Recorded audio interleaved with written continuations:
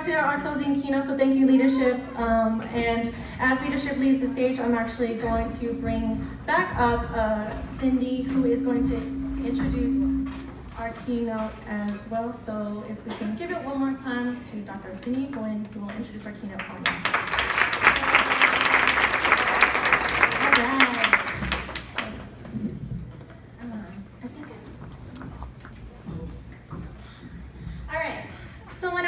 Director Kim asked me to introduce Colin for the closing keynote. I teared up because this means a lot to me. Colin is my brother, but he's also my teacher, my mentor, and my hero. Colin and I met in 2008 at SF State when we were both beginning the Asian American Studies Master's program.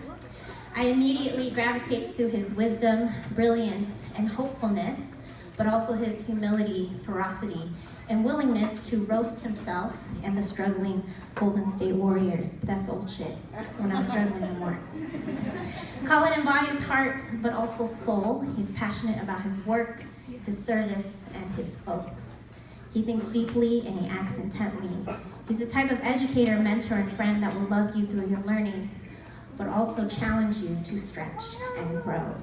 So who is Colin? Colin Masashi Ehara is a Yonsei Nikkei Celtic Haudenosaunee. I just want to say that, make sure I say that right. Heritage English and Ethnic Studies educator, teaching in his hometown of Richmond, California at Aspire Richmond Cal Prep. He received his bachelor's in American Studies from UC Santa Cruz, a master's in Asian American Studies from SF State, and a master's in teaching with a concentration in urban education and social justice from USF, and hella student loan debt from the federal government.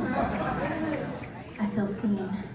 Over the last 15 years, Colin has worked as a basketball coach, after-school program director, case manager, educational researcher, and now classroom teacher in Richmond, San Francisco, San Rafael, Berkeley, and East Oakland. He gravitates towards those who can quote Kendrick Lamar, E40, Arudin Hari Roy, The Simpsons, and Paulo Freire, and is core member of the People's Education Movement Bay Area, a collective of educator organizers of color who work towards developing decolonial, humanizing, pro-people pedagogy and praxis. Colin and his wife, or partner, Emmeline, reside with their 9-month-old daughter, Aya, in El Cerrito.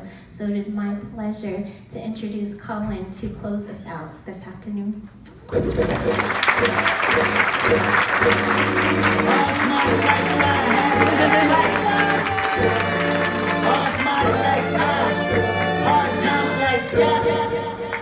Wow, thank you, Cindy. Oh my God.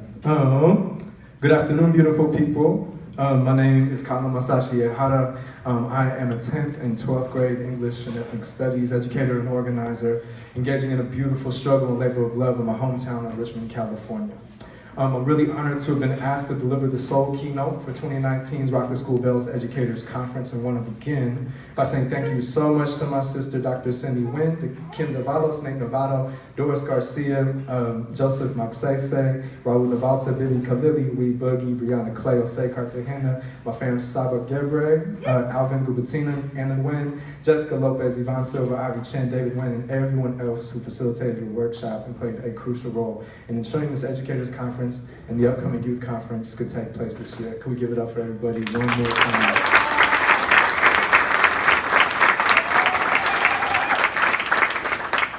It all really is a reminder to me that both cultural expression and critical education are rooted in attempts towards a humanizing, anti-oppressive community building, that interdependence is ultimate, and that at the end of the day, our theories and practices must always center our relationships within between the earth, bodies, minds, hearts, and souls of ourselves and one another. And with this said, I'd like to kick it off by respecting the architects and ancestors of hip-hop in my own life, via what the West African Akan-speaking people call Sankofa, and what indigenous people, and more specifically indigenous Hawaiian communities, call talking story. Many of you are likely familiar with the concept practiced in many indigenous communities of considering not only 7 generations that come before us, but just as importantly, the 7 generations that have yet to arrive. In this respect, I think of the late great educator organizer Grace Lee Boggs, who reminds us that visionary organizing is the combination of philosophy and activism, and that in considering the theme of this keynote, now is the time for us to grow our souls. Merriam-Webster defines soul as the immaterial essence, animating principle, or actuating cause of an individual life, and emotional or intellectual energy or intensity, especially as revealed in a work of art or an artistic performance. I wrote this piece, I will begin with, more than a decade ago, and it is my hope that at least some, if not much, of the immaterial essence and animating principle of my life thus far will connect with you in some form or fashion. The name of this piece is Paper Bullets, and its title was borrowed from the UCSB Ethnic Studies and Art professor Kip Fobeck's fictional autobiography of the same name. Hajimemashite, it's nice to meet you. Well, genki desu ka? I'm greeting you in Japanese because I am the Nihonjin, blood inside Masashi. The Yonsei hombre kamikaze, little boy whose crippled joy they burned to death in Nagasaki. Stole my wealth when Roosevelt approved it me. I told myself, just go with your community. A wounded crane whose bruised brain was locked up in a furnace. A choo-choo train and troopers came and dropped me and interned me. The no-no boy is sergeant in the 442nd, the poster boy for dirty Jap up in the war, you remember. The kid you thought was good at math, who learned to drive in cooking class, a nerdy herb with crooked glasses inside the looking glass. I'm taking all your jobs, and while there's immigration laws, I serve your stars in sushi bars and build you cars for your applause. Uncle Sam, you can rock my war song, cause Japanese Americans are oxymoron. I hate it when they say I shouldn't. Spray the world with paper bullets, cause paper cuts for hate you couldn't make up for this racial bullshit. Hey, how's it going? This is all my Scottish blood. A race and label white with hatred, fright, and lack of love. I never wanted privilege if I'm in my skin, would have the pleasure to be set up as an infant, to become a damned oppressor. When guilt consumes me, sometimes I look away from the horror of filthy movie rated XXX I paid for in order. I don't want to be a cop, a judge, or a politician, but I benefit when any of them send a black man to prison. Listen, I'm beginning to understand. I'm giving the upper hand and privilege from Uncle Sam. It cripples me inside the ways I've lost my culture, so I nip at ethnic pride like a demonic vulture. I better remember the ones who got it better than ever made this hate to chase their blame away, just like 11 September. If only for a day I'll know that I'm Scottish and chop a lion tyrant's head like William Wallace. I hate it when they say I shouldn't spray the world with paper bullets, cause paper cuts for hatred couldn't make up for this racial bullshit. Hi, I know it's hard to see me, but I'm still alive and kicking, surviving sickness and all their genocides afflicted. I'm Colin's native blood, thin and hanging on for life. My skin's been lighting, cries been silent, sick and strangling all my life. Preparing yet, choosing to come clean because America diluted my bloodstream. And it's embarrassing because Lucifer's one thing, but American hysteria is abusive and unclean. Shooting me for loot to seize my emeralds, fuck you. Scrutiny for wounded knee and General Custer. My spirit flows ridiculous, no part retreating back. I'm Haudenosaunee Turtle Clan, Mohawk to be exact. Smallpox and firewater living in hell. Here locked in reservation like Leonard Peltier. Colin got to represent me through ridiculous rhymes, cause if you don't, one more indigenous dies. I hate it when they say I shouldn't spray the world with paper bullets, cause paper cuts for hatred couldn't make up for this racial bullshit. The last samurai, the last king of Scotland, the last of the Mohicans rolled into one. My raps have to die like saplings in autumn, cause everything's impermanent. It's over. I'm done. One. Yay. Thank you. Thank you. I'd be remiss to not mention that we are standing on native land. I would like to take a moment to honor the minds, bodies, hearts, and souls of the Taktan and Ohlone people, many of whom are still alive and putting in tremendous work and love towards healing on multiple fronts. I would argue that in the words of the scholars E. Tuck and K. Wayne Yang, decolonization is not a metaphor. And the literal repatriation of indigenous land and resources back to indigenous people is and should be a concrete goal in the minds of anyone aiming towards decolonial theory and practice in this work. At my school, Richmond Cal Prep, which is also on Ohlone land, we are far from perfect. I am so far from perfect. And I'll go so far to say that perfectionism is toxic and dehumanizing. We have and continue to make a multitude of mistakes and grow through and from them. In our community, we honor the Toltec 4 agreements. These are interpreted by Don Miguel Ruiz as be impeccable with your word, don't make assumptions, don't take anything personally, and always do your best. I'm going to try to cover a lot of ground in a really short amount of time today. So before I do, I invite you to consider choosing one of these to hold on to as we proceed through this talk and through the rest of your day. So these are some of my students. On the left, this is a couple years ago, this is my advisory class and also Saba's advisory class when they graduated. And on the right is my current 10th grade young men's advisory. And at my school, in the same way hip hop operates through the elements of writing, breaking, emceeing, DJing, and knowledge, we developed a core framework of core philosophies that aim to guide our individual and collective cultural and educational practices. My dear brother and former principal, Javier Cabra-Guarteros, was instrumental in leading the charge around this and did beautifully to ensure that this framework synthesis was community-based and driven, while also doing his best to challenge himself and others around the large and small ways we have all been made to forget and or passively give up remembering our relationships to our ancestors, to the land, sky, water, nature, and our own and each other's minds, hearts, and souls. The first core philosophy at our school, which I mentioned briefly earlier, is Sankofa. Sankofa is a Ghanaian Adinkra symbol that claims we must go back and reclaim our past so we can move forward, so we can understand why and how we came to be who we are today.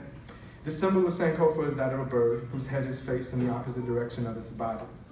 This emphasizes that even though the bird is advancing, it periodically makes a point to examine and return to its past in efforts to have a better future, egg in its mouth symbolizing that.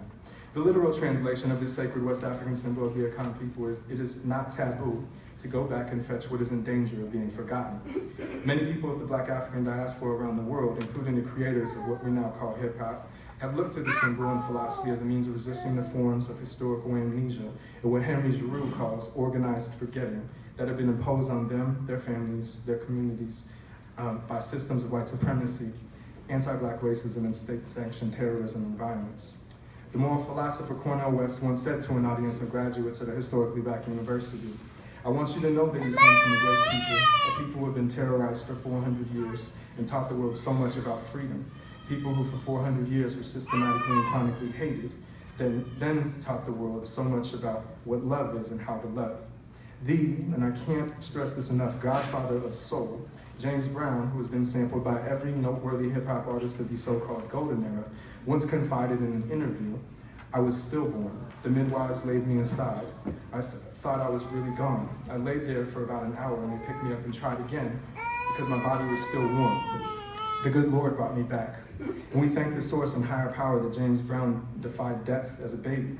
Who better to teach humanity about the soul than those who have had to create for centuries an array of different philosophies and actions to resist being targeted for domination and or destruction.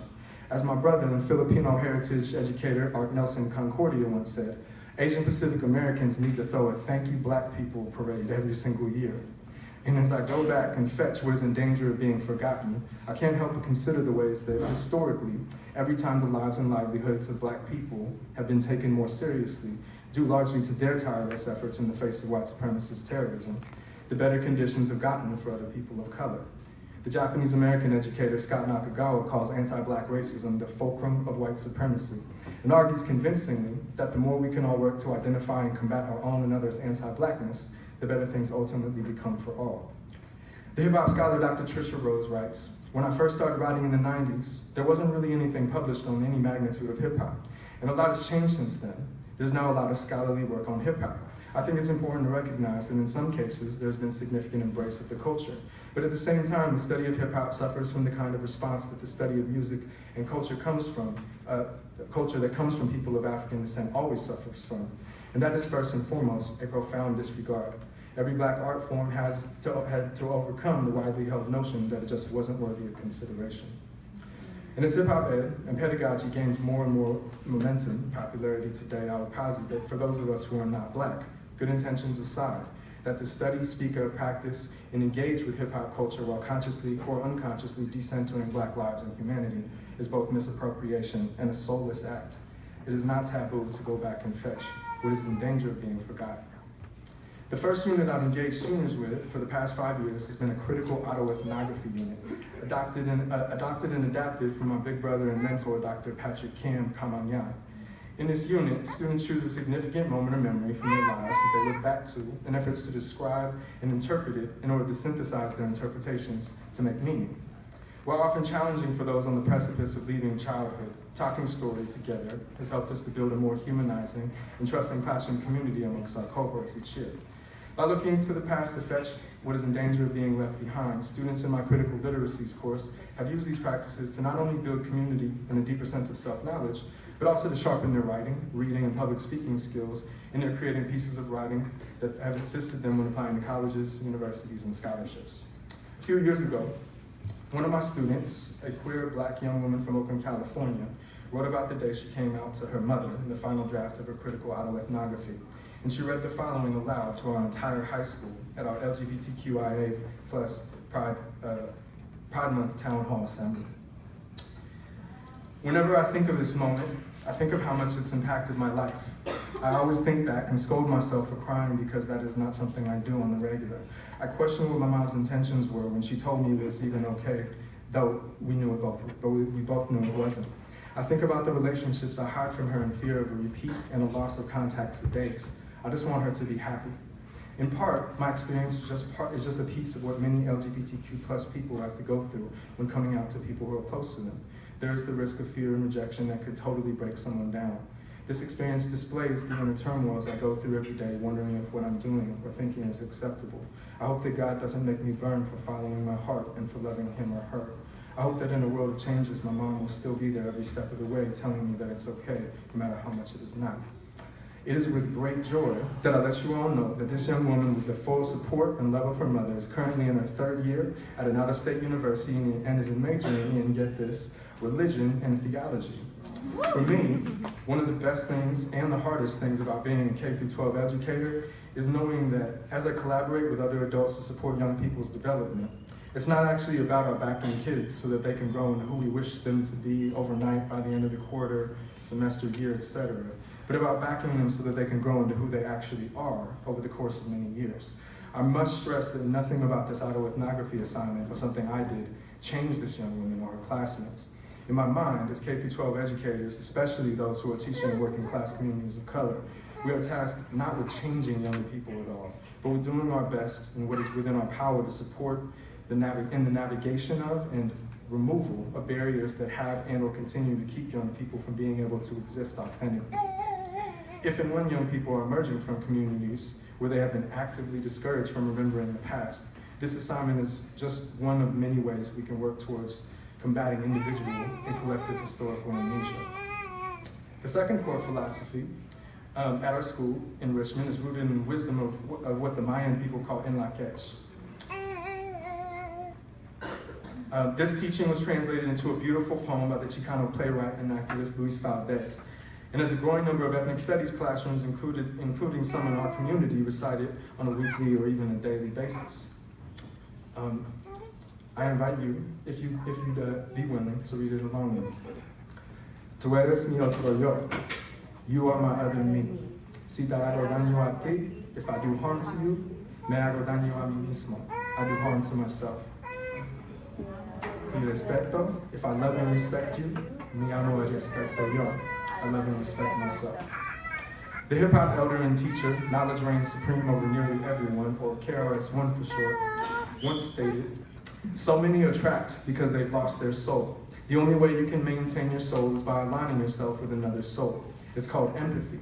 No empathy, no soul. Can't unite with or feel for another human being, no soul.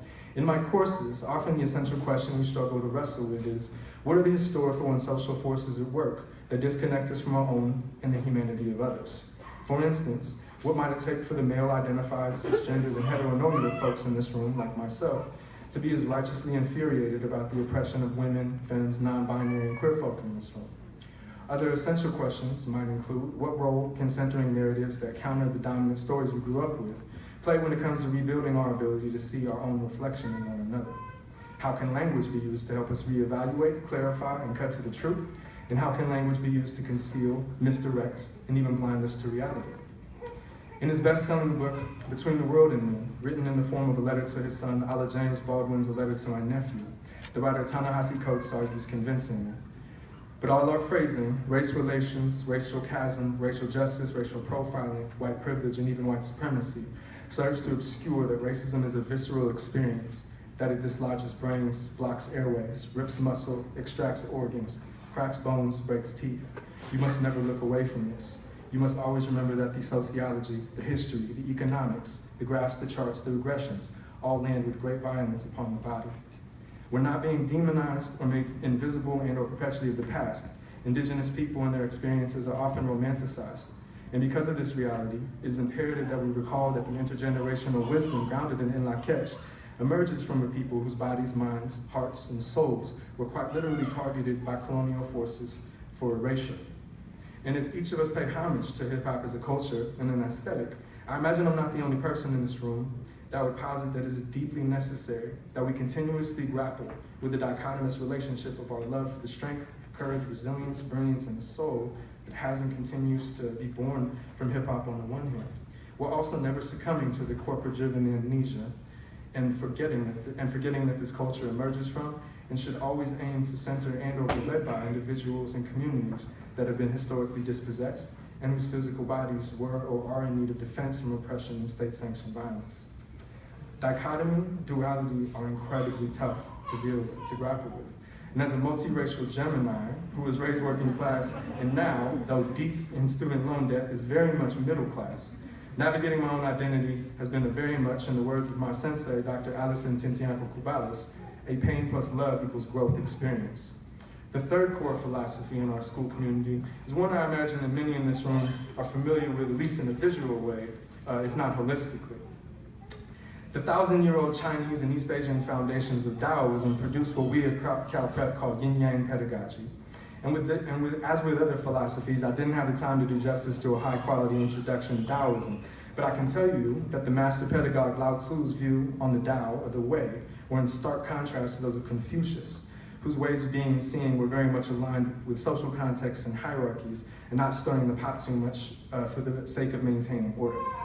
The Tao represents the source of the essential qi energy, which produces the yin-yang cosmic forces, while the feminine, more rarefied yang energy rises from to form sky/heaven. The masculine, yin, solidifies to become ground/earth. A blending of the two creates a harmonious qi energy that is ubiquitous and all around us. It is important to note that each is a container for the other, and that they are complementary when blended as opposed to being at odds with one another. Yin-yang pedagogy acknowledges that as individuals and communities, there are a multitude of different energies that we each carry, and that while they may many times appear as opposites, they are in actuality complementary, or at least can be. Without day, there is no night. Without hot, there is no cold, and so on. Yin-yang was once described to me as like the motion you witness when looking down into a washing machine. And then often, if we are able to reframe, for example, the people who get on our nerves the most as complementary to our lives, and us as complementary to theirs, things can begin to shift. Consider this. Thinking of someone you've had a conflict with, do your best to complete the following prompt in your head. A judgment I've had about you that is really about me is blank because ... Please do so without self-judgment, but with compassion and just simply for awareness. When I did this, it was very difficult, it was very revealing, and I found that it's really helpful for me to do this regularly. And when it comes to hip-hop in the contemporary context of this time, I'd argue no one is more revered when it comes to the ideation and expression of yin-yang pedagogy than Lee Soy Long or Bruce Lee. From Kendrick Kung Fu Kenny Lamar to the Wu-Tang Clan, you will be hard-pressed to locate a hip-hop lover and or practitioner who knows their history that does not hold Bruce Lee and his unique expression of soul in high regard. While many think of Bruce Lee for his screams and hypermasculine beatdowns, far fewer know that he was not only a gifted philosopher, but also was the cha-cha champion, dancing champion of Hong Kong as a young man. His tremendous growth and understanding of soul, balance, human consciousness, and potential over a very short 32 years of life inspired the following to be written on his gravestone. Your inspiration continues to guide us toward our personal liberation. Working with young people for these last 15 years, and this past year becoming a parent to our beloved daughter Aya, with my wife and life partner Em, it's not unclear to me that we are a society and a world on our way to global ecological collapse. There has and continues to be great imbalance in our relationships with the earth, the sky, the water, ourselves, and each other. And I'm far from the first to speak on this. And with this stark reality staring us in the face, Bruce Lee reminds us that nothing is so permanent as to never change. One can see that the two forces, although they appear to be opposites, are in fact interdependent. Instead of opposition, there is cooperation and alternation. Yin-Yang pedagogy teaches us that existing in moments of terror, ignorance, and oppression, courage, wisdom, and justice are still omnipresent, waiting to leap forth. Nothing is so permanent as to never change. And if the phoenix of hip-hop rising from the ashes of crushing poverty and state-sanctioned violence, to literally traveling around the globe and growing the minds, hearts, souls, and material conditions of countless people isn't enough to remind us of this, I'm not sure what is. The final core philosophy at our school is definitely a little more Google image search-ish and much less historically profound than the rest, but still dope, I assure you. As with all these symbols and philosophies, none exist alone in and of themselves. They each overlap in many ways and are by many measures complementary to one another. Critical pedagogy finds its roots in liberatory, anti-oppressive, and pro-people organizing, solidarity, education, and praxis. Much of my personal growth, maturity, and development I owe to hip-hop and to ethnic studies, and I will forever be indebted to both. When I went to San Francisco State to produce research that examined the racialized roles of masculinity and identity in hip-hop and critical ed, I had the honor of working with Dr. Jeff Duncan Andrade, who was for the first time in my life exemplified a raised working class, multiracial man of color who was a professor and classroom teacher that had located deep and lasting joy and purpose within his vocation. Growing up in Richmond in the West Contra Costa County Unified School District, I never once had a teacher who reflected any of these things back to me, and to little surprise, never imagined I could become a teacher. Meeting Jeff changed my mind. In his research article, Gangsters, Wanksters, and Riders, Defining, Developing, and Supporting Effective Teachers in Urban Schools, Jeff identified 3 different ways that urban teachers can show up with young people on any given day and at any given time. And I've been all 3 of these, sometimes in the same period. The first, he says, he calls them gangsters. He says, these are a small but vocal portion of staff who often gripe about their jobs. Dissatisfied, he said, they are quote-unquote haters who express disdain and distrust for the communities they work in. They often push for zero-tolerance punishments and punitive practices. Wanksters, he says, are the majority of urban teachers. And he says, in this case, the wanksters are less complicit in their failures and are rather the result of missing support systems. They are the teachers who come into the classroom with aspirations of becoming highly effective, but the realization of poor training combined with the lack of professional guidance quickly drains their hope. Over time, they detach from the school and their students, sticking to the status quo without much thought. Finally, he names the riders, and he says that this is based off the popular hip-hop expression, ride or die. And I recently learned that this has roots in the Black Panther Party.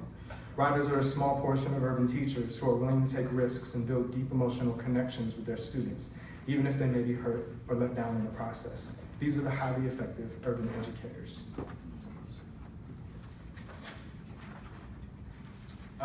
I will end the same way that I began by talking a story and doing my best to engage in Sankofa, in Lak'ech, Yin Yang, and critical pedagogy, in efforts to tap into and share with you the immaterial essence of life that comes from my ancestors and flows into and through me. The name of this piece is 3 the Hard Way and is dedicated to teachers and students working hard to protect, maintain, and grow their bodies, minds, hearts, and souls within systems that organically work to oftentimes not support any of those things. And I'd also like to dedicate this to the notorious B.I.G., who died on this day, March 9th. In his first opening of the song Juicy, he said, "This album is dedicated to all the teachers who told me I'd never amount to nothing."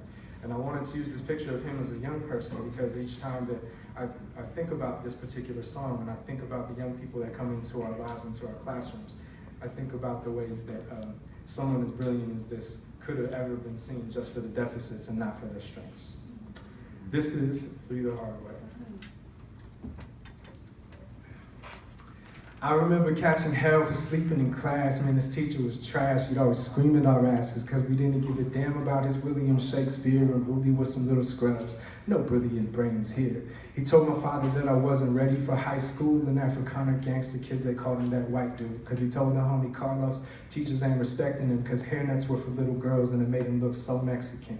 Needless to say, hated made him that way, and it's egregious to date, but yo, it paved me the way to have a model of who should and shouldn't be in our homerooms. The motto should be good riddance, asshole, go home, dude. He dispenses energy, retarding children mentally, is burned into my memories, my reason for aggressive speech, a recipe for failure who'd expect us to thank him, and this type of teacher simply known as the gangster.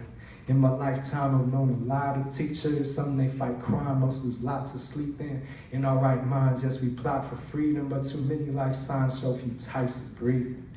Mrs. Something, I'm forgetting her name, she taught creative writing. She had no shame in the game. She showed me Saul Williams and we listened to Pac. Poems and prose was all good in the simmering pot. She'd aimed for brain freedom with her lessons in books. She tried to change the game remix, her intentions were good. But one day when little Willie got in her face, she caught a case of the Mondays and carded her race. She told him, Willie boy, your mother must be super ashamed. Not knowing Willie's mom was sick and slowly passing away. And so he spits in her face. She says, for minimum wage, I don't deserve this shabby treatment. This is criminal weight. Little Willie gets pulled out of class kicking and screaming. She's feeling silly now because he resisted her teachings. She doesn't risk the money in her bank every day, so this educator's name is the Wank STA. In my lifetime, I've known a lot of teachers. Some they fight crime, most lose lots of sleep in our right minds, yes, we plot for freedom, but too many life signs, so few types of breathing. He's a PhD on the East Bay scene, town business, sound sensors, just like free bass sing, but he's flipping the script for kids with melanin in their skin by resisting the system, cause it's hellish living pretend. Babies aren't allowed to exist authentically if we're tracking black and brown children to the penitentiary.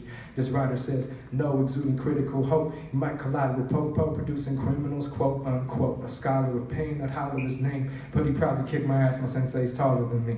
First name's equity, middle name's love and service, last name's especially. Politicians will love to murky. Wars, hell, peace, frozen, Cornell East. Oakland addresses with the message, liquor stores sell streets poison. He doesn't deify or demonize, he humanizes. He's a writer, freedom cries for youth to lose the lost, because in my lifetime I've known a lot of teachers. Some they fight crime, most lose lots of sleep in our right minds, yes, we plot for freedom, but too many life signs show few types of breathing. Man, I feel so crazy till this class works graded, and teaching's a profession that's emasculated, but these words burn pages in old history books filled up with racism and hatred, making misery. Look, the mission's leaving anguish, kicking live sets in a party. The difference between the language and the dialect is an army. Power made from powerlessness makes cowardice fresh. Just hours to the sourness sets a mountainous mess. And as a pedagogue, kicking some metacognition, my vocation is locating what my repertoire's missing. I'm never omniscient, only God is great. And she tells me my position in this conscious state. And so I contemplate all of my moral decay in a historical way as I record on a wave. It's the affordable way. A coward and a hero when I step to the mic, like I'm a teacher and a student for the rest of my life. I said a coward and a hero when I step to the mic, because I'm a teacher and a student for the rest of my life. Right?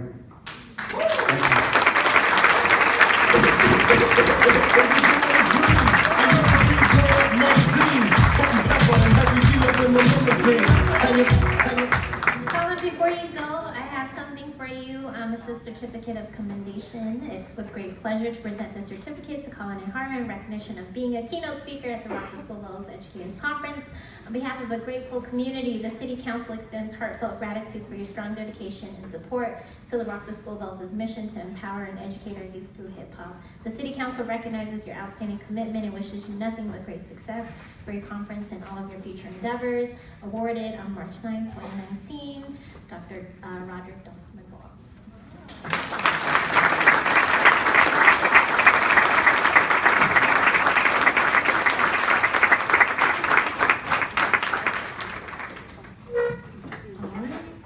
And that concludes our day. Dorsey's gonna freestyle.